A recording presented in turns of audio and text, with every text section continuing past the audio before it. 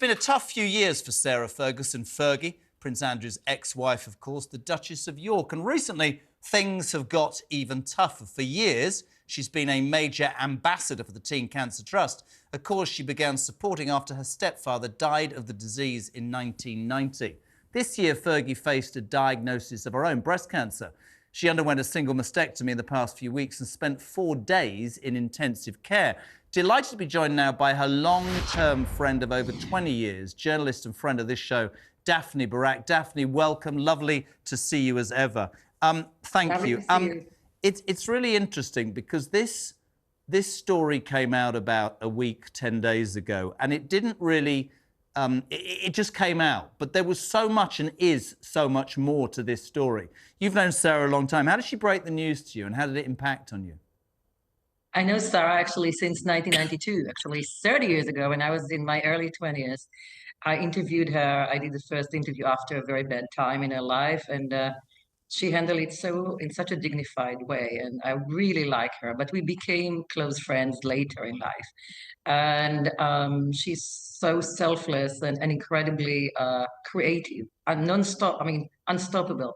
So I was in London, as you know. I was on your show because we're doing a network special filmed in London later this summer. And basically, a few days later, after the coronation, I got in the middle of the night. We are always texting each other a text that I'm going through a little op. And I woke up and I said, I don't like it. And she said, you won't like it. And immediately I knew it's the C word. I mean, it was very understand. And but I mean, she was very brave, very I mean, she was trying to encourage me instead of vice versa. And she went through a small operation, as she said. At all time, Jeremy, she still went with her charities, the SARS Trust, and text messaged me from Bogota and from other places. And we thought it was over. And then one day, she just decided to text me everything like that in your face. And she said, I'm going through a mastectomy, single mastectomy next Tuesday. And I wanted to fly over, and she basically said, it's all taken care of, don't worry. And that's what I know. As the next day news, that she was, as it was broken in the news, of course, we didn't say anything about it for 2 months, that she was in ICU. And then Sunday, thanks God, I got a message from her that she was back at home. And she's very inspiring, very focusing in her podcast to help others. I think the next episode is dropping on Thursday. Her podcast with Sarah Thompson, and I'm sure she would do something about it. It's a long recovery, Jeremy. It's really a long recovery. What's the outlook for her at the moment? Is she in the clear? As I leave to her and the doctor. I'm not allowed to say that, but I'm allowed to say that it's a long recovery, and she's handling it in a beautiful way. It's just, but the one thing I would want to say that she and I and others feel that the last 3 years, what she's been facing with her ex-husband, that she's very loyal to Andrew. I mean, the media, the constant reports regarding his association with Jeffrey Epstein, which has nothing to do with Sarah. Basically didn't, I don't know if there was cancer in her cards anyway, but as we know, every doctor would tell you that such constant stress is definitely not helpful. I can tell you that. I had cancer 12 years ago, and we were working in America, and flying backwards and forwards every 10 days undoubtedly played into that. I just want to ask you one thing. Actually, just a quick opinion before we move on. She was vilified in the British press, the Johnny Bryan story from years ago. You talk about her resilience. What she has actually done, and irrespective of what I make of her husband, maybe there's a degree of loyalty there, she is very resilient and she has kept going. And I think begrudgingly, maybe that's the wrong word, I think the British people feel that about Sarah Ferguson. I really do, don't you?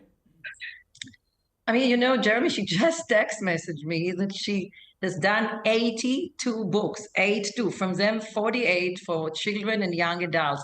I mean, my husband and I did 9 books, right? I was thinking like, wow, what are my 9 books? I mean, she's unstoppable. I mean, each time when we talk on the phone or we text message for 17 times a day, she comes with ideas.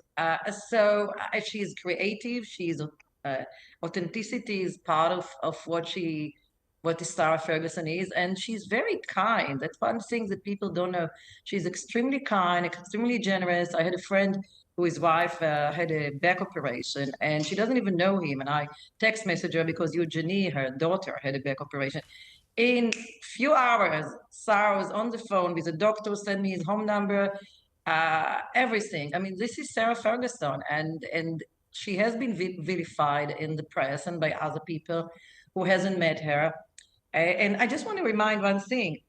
Andrew made a lot of mistakes, huge mistakes. I'm the first one to say, but he actually has never admitted that he did have anything with Virginia Jeffrey, his accuser. The settlement, of course, is perceived very, very differently in the media, but he has never admitted that he has ever met her. But Sarah is there as a glue of the family, and she definitely has nothing to do with this. But there have been many tears. And she cannot share it in the public because she's a very strong mother. She's a very strong grandmother. She supports her family, and she supports her ex-husband with a father. I think we all wish her well. We haven't got an awful lot of time, Daphne, but I wanted to ask your opinion on something else very, very quickly. It's a favourite on this show. The news last week that Harry and Meghan finally handed back the keys to Frogmore Cottage. Whether or not Fergie and Andrew move in, I'm not interested. I'd just like, briefly, your response to Rolling Stone magazine this weekend saying that Harry and Meghan are in their flop era, which is probably American for it's all over. Give me your take, briefly, if you can. Spotify dropped them. There's rumours that Netflix are on the way, that actually the complain fest, the whinge fest of making money simply out of slagging off the monarchy, it's over in America. What's your view, Daphne?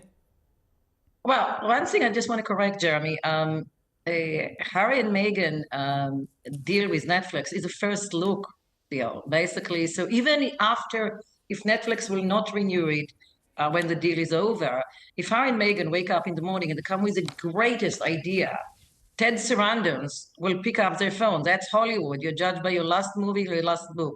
So right now, they're obliged to Netflix. They cannot take any idea, even if it's very good, unless Netflix says no. But it doesn't say that Netflix would not talk to them afterwards if they have a fantastic idea. The one thing, their merchandise so far was really dishing the dirt about the royals. So this is over. It was, by the way, very successful, great ratings. This is over. Their big challenge is, can they, I mean, Sarah, by the way, has reinvented herself so many times. Can Harry and Meghan reinvent themselves and really come with products who are not connected to throwing dirt about the royal family of England? I don't think they can, do you? You know, in Hollywood, as I said, we never close a door, right? I mean, we love comeback story, but let's see. I think it'll be very interesting. But listen, Daphne, I really appreciate every time you're on. It's very interesting to hear a personal inside story of Sarah Ferguson. We wish her the best. And also, we've obviously talked about Britney and we've talked about Ghislaine Maxwell. And seriously, whatever else, it's always an absolute pleasure to have you on the show. Thank you so much indeed. Live from New York, Daphne Barak talking there about Sarah Ferguson and Harry and Meghan, who apparently could reinvent themselves.